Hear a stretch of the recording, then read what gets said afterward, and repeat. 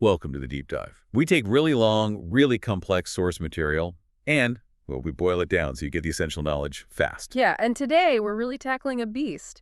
Bitcoin Hard Talk, episode 105. That's the one. It's streamed live November 7th, 2025. The host, Simon Dixon. He's a Bitcoin OG, investor, a geopolitical and financial analyst. And it was long, like 4 hours and 6 minutes long. So our mission today is pretty clear. Distill that marathon down for you, our listener. Get you the core insights without needing 4 hours. Absolutely crucial. Okay, so Dixon kicks off with a really provocative idea, right? It frames the whole thing. He does.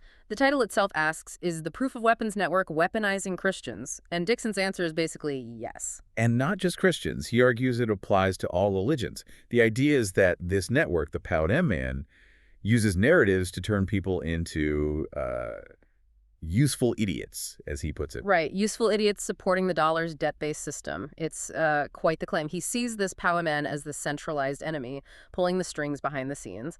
And understanding that helps connect the dots across the whole stream, which he broke into 4 parts. Exactly. Part 1 was This Week in Bitcoin, focusing on attacks, especially quantum computing. Okay.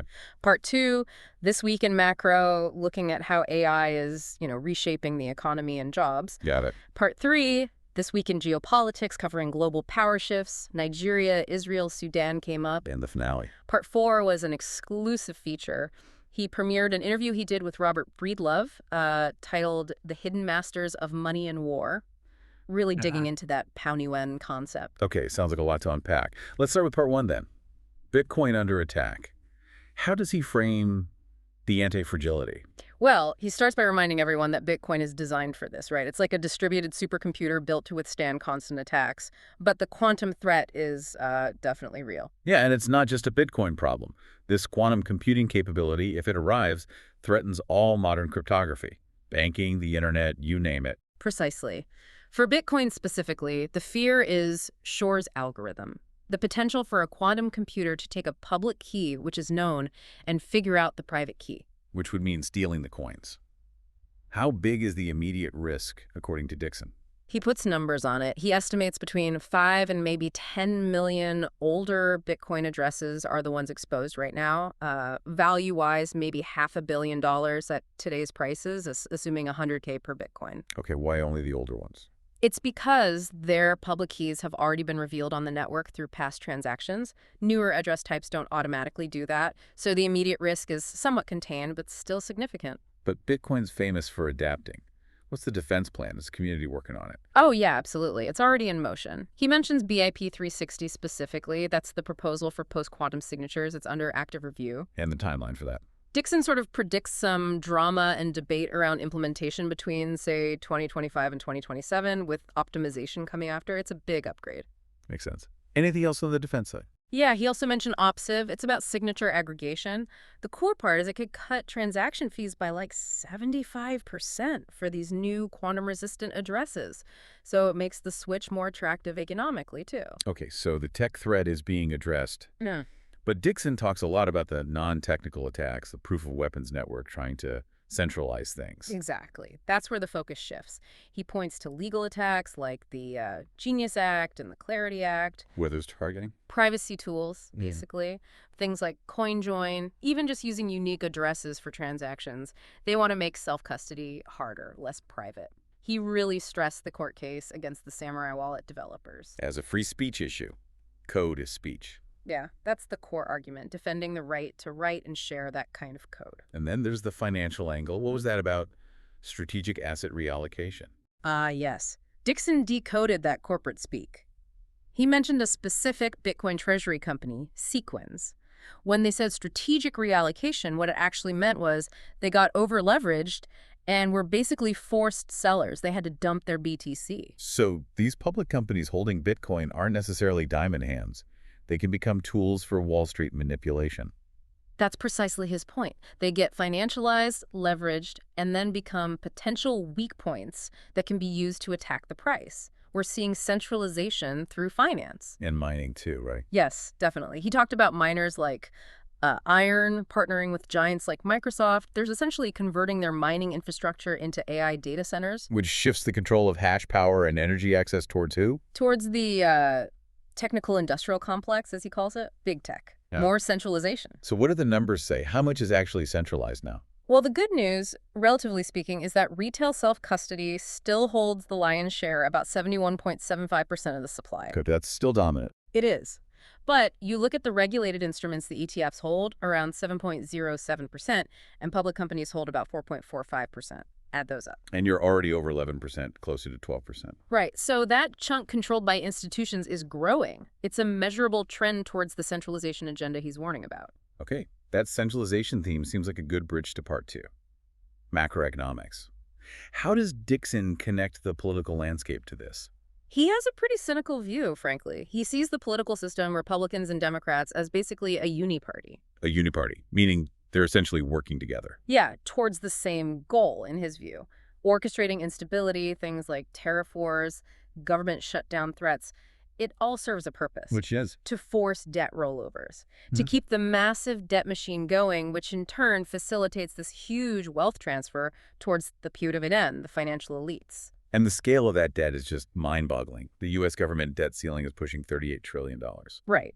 But Dixon emphasizes that the real fiat currency mining happens through household debt. That's the $18.6 trillion number. Including things like, what, $1.7 trillion in student loans, $1.2 trillion on credit cards? Exactly. That's the fuel for the system. It creates what he calls the K-shaped economy. Explain that again. It means those who already have assets can borrow money very cheaply. Near zero rates sometimes. But those without assets, they get hit with punishing interest rates he mentioned, 30% on credit cards. So the system extracts wealth from the bottom to the top. They're essentially mining the population's debt. That's the argument. You, the consumer, are being mined for the benefit of the big financial players. But all this debt creation, doesn't that cause massive inflation?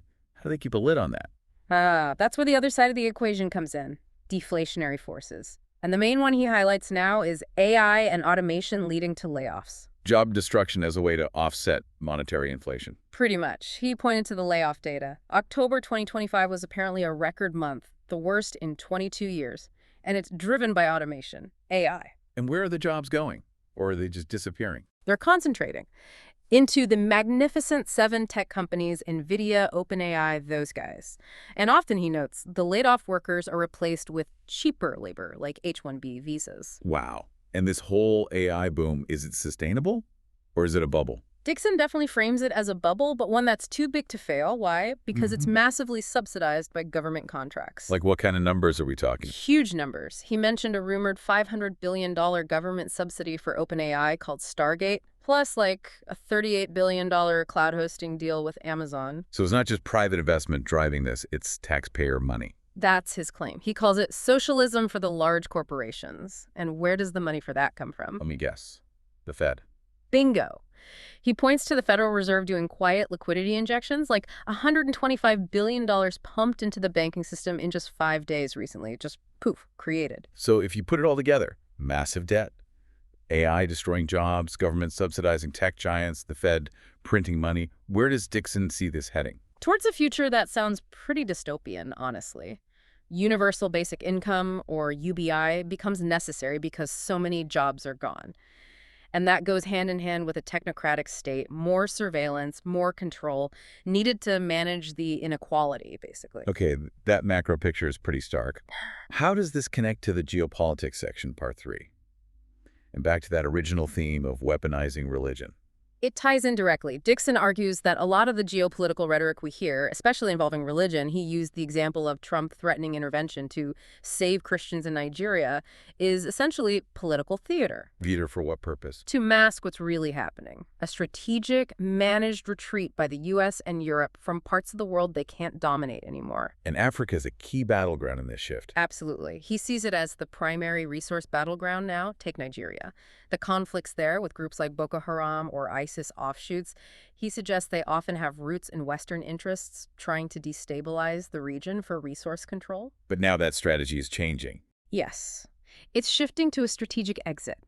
The West is, in effect, handing over influence and future stability deals to BRICS nations, particularly China and the Gulf states, the GCC. And China's investing heavily? Hugely. He cited a figure of $21 billion invested by China in Nigeria just in 2025. The economic reality is shifting power.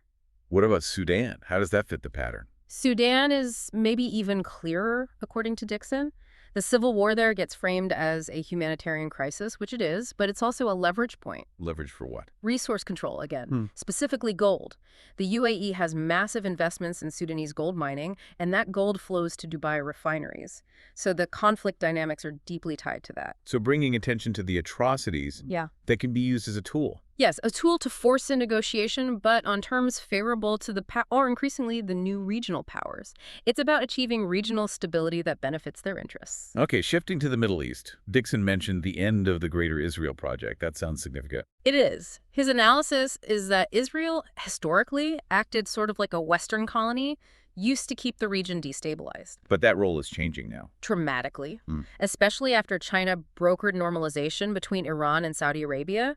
The Gulf states, the GCC, are now powerful players in their own right.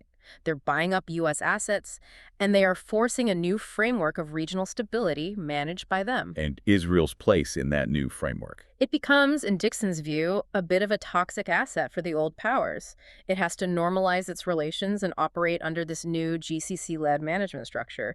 The old strategy is over. So the big picture synthesis here is a major global power shift is underway. Definitely. The world is becoming multipolar. The U.S. is sort of shrinking back to being more of a regional power controlling North America, Mexico, Canada, that sphere. While other regions rise. Exactly. Africa, the Middle East, they're gaining sovereignty, controlling their own energy resources, and crucially, partnering with BRICS and China for investment. And Dixon notes this investment is often seen as less predatory than the IMF. It's a fundamental economic and geopolitical realignment. Wow. Okay, that geopolitical shift really sets the stage for the final part 4, where he featured the interview with Robert Breedlove. This is where he really defines the core threat, right? The proof of weapons network itself. Yes, exactly. This is the synthesis. So what is the POWN? According to Dixon and Breedlove, it's the ultimate centralization machine. And it's not new. No, he argues it's been codified into our money system since 1694 with the invention of fiat currency, where money is fundamentally debt. And how is it structured today? What's the hierarchy? It's layered. At the base, you have private banks creating money out of thin air through lending, through debt. Then investment banks take that debt, securitize everything, slice and dice it. Okay. And at the very top, sitting above it all, are the giant asset managers. Your BlackRocks, Vanguards, State Streets. And how do they maintain control? Through technology, primarily. Dixon specifically mentions BlackRock's Aladdin AI system. It's incredibly powerful, known to manage vast sums, even allocating funds for institutions like the U.S. Treasury, apparently. So they control the money flow. And more.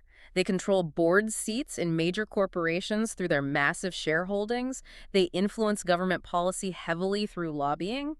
This leads Dixon to that provocative statement that governments become like prostitutes for these corporate interests. Meaning they serve the lobbyists, not the voters. That's the inflammatory implication, yes, that elected officials are completely captured by this corporate power structure, the POWN. So relating this back to Bitcoin, what is the POWN's endgame for Bitcoin? Assimilation. Not destruction, but absorption. They want to bring Bitcoin into their system through financialization. Through the ETFs, the public companies holding BTC, maybe even Bitcoin-backed debt products. Exactly. Creating effectively two types of Bitcoin. A highly leveraged, Wall Street-controlled paper Bitcoin, and the original unlevered self-custody Bitcoin held by individuals. A divide-and-conquer strategy. Precisely. And Dixon takes it even a step further, connecting this entire financial and political battle to what he calls spiritual warfare. Okay, spiritual warfare. How does that manifest practically? It's about weaponizing division. The POWN actively fuels conflict, political divides, religious tensions, racial strife, because division manufactures consent. That's it for what? For the rollout of the surveillance state. Digital IDs, social credit systems, monitoring tech like Palantir provides. He argues this tech is often beta tested in conflict zones like Gaza or Ukraine and then brought home for domestic use. So the real test for individuals is to see through the manufactured hatred. To resist the intolerance and division, because that's the psychological lubricant for installing the technocratic control grid he warns about. Understanding that division is the weapon. Hashtag outro. Okay, we have definitely covered a lot of ground. From quantum computing threats and BIP 360 to AI-driven layoffs and the macro picture of debt. through the geopolitical shifts in Africa and the Middle East. And finally, drilling down into the nature of this proof and weapons network and its strategy towards Bitcoin, it really was a dense 4 hours from Dixon. It absolutely was. So, boiling it all down, what's the final piece of advice? The call to action from Dixon. It's consistent and pretty stark. Your real vote, the one that matters, is how you allocate your money, your capital. Meaning, the ultimate defense against this centralization, against the POW-WN, is holding your own assets, especially Bitcoin, in self-custody. And actively boycotting the POW-WN's wrappers, the ETFs, the publicly traded treasury companies. Don't feed the beast, basically. Keep your assets outside their leverageable system. Exactly. Which leads right into that final provocative thought he left listeners with. It really hits home. Go on. He essentially frames it as a stark choice. You have to decide whether you're going to pay your debt or buy Bitcoin. Yeah. And then he adds, everyone needs more Bitcoin this month than the previous month, and you're running out of months to do it. That puts incredible urgency on it. Is that the priority? Accumulating self-custody Bitcoin above servicing debt owed to the very system you're trying to escape. That's the question he leaves you with. A really crucial decision to think about. Given everything else he laid out, it certainly makes you mull things over.